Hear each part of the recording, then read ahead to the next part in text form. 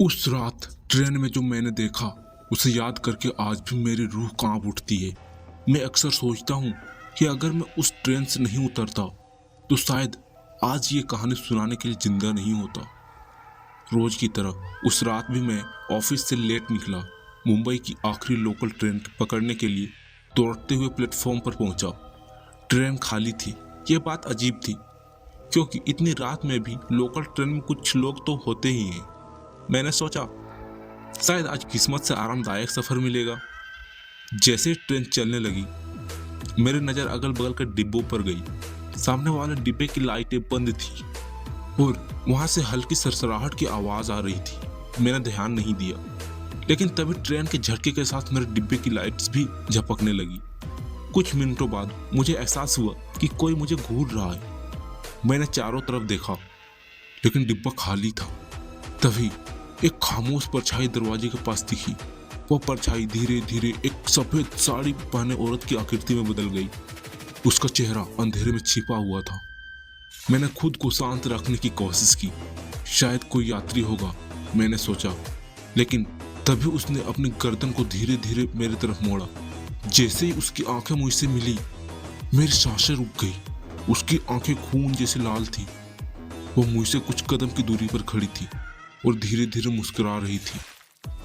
मैं सीट से उठने ही वाला था कि ट्रेन अचानक रुक गई। मैंने खिड़की से बाहर देखा।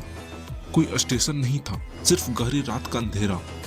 वह औरत अब मेरी तरफ बढ़ रही थी। उसके होठों से धीमी आवाज आई, तुमने मेरी सीट पर क्यों बैठा? मैंने सीट पर देखा, वहां खून के निशान थे। मेरा दिल जोर जोर से धड़कने लगा। मैंने तेजी से दरवाजे की ओर भागने की कोशिश की, लेकिन दरवाजे अपने आप बंद हो गए। औरत अब बिल्कुल मेरे पास थी। उसने अपनी उंगली मेरी तरफ उठाई और कहा, तुम यहां से बच नहीं सकते। जैसे तैसे मैं ट्रेन के डिब्बे से कूदने में कामयाब रहा। प्लेटफॉर्म पर गिरते ही ट्रेन तेजी से गायब हो गई। सुबह मैंने स्टेशन मास्टर से उस ट्रेन के बारे में पूछा। उसने जो बताया उसने मेरी रूह को झकझोर दिया।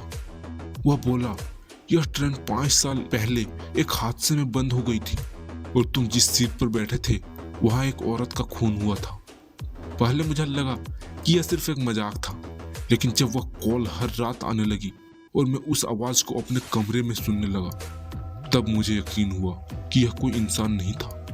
रात के 11 बजे मेरा फोन बजा। यह मेरे दोस्त राहुल का नंबर था। मैं रोज की तरह उसे फोन पर चिढ़ाने लगा, लेकिन उस दिन फोन पर राहुल नहीं बल्कि कोई गहरी डरावनी आवाज थी। उसने कहा, तुम्हारा समय खत्म हो रहा है। मैंने हंसते हुए फोन काट दिया, लेकिन अगले ही पल मेरा फोन फिर बजा। इस बार आवाज और ज्यादा डरावनी थी। फोन मत काटना वरना मैं तुम्हारे पास आ जाऊंगा। मैंने डरते डरते फोन रख दिया। अगले दिन जब राहुल से बात की तो उसने कहा कि उसने मुझे फोन ही नहीं किया। रात को फिर वही कॉल आई। इस बार मैंने पूछा, तुम कौन हो? आवाज ने कहा, मैं वही हूं जहां तुम हो। तभी मेरे कमरे की लाइट झपकने लगी। मैंने फोन को दूर फेंक दिया और दरवाजा खोलकर भागने की कोशिश की, लेकिन दरवाजा अंदर से लॉक हो चुका था। कमरे में एक सर्द हवा चलने लगी। अचानक मेरे पीछे से वही आवाज आई, तुम मुझसे बच नहीं सकते। मैंने पलट कर देखा। वह साया मेरे कमरे में था। उसका चेहरा एक अंधेरी खाई जैसा था और उसकी आंखें मुझे निगलने को तैयार थी। सुबह जब मेरी आंखें खुली तो मैं अपने बिस्तर पर था, लेकिन मेरे फोन पर एक नोटिफिकेशन था, रात 11 बजे आखिरी कॉल।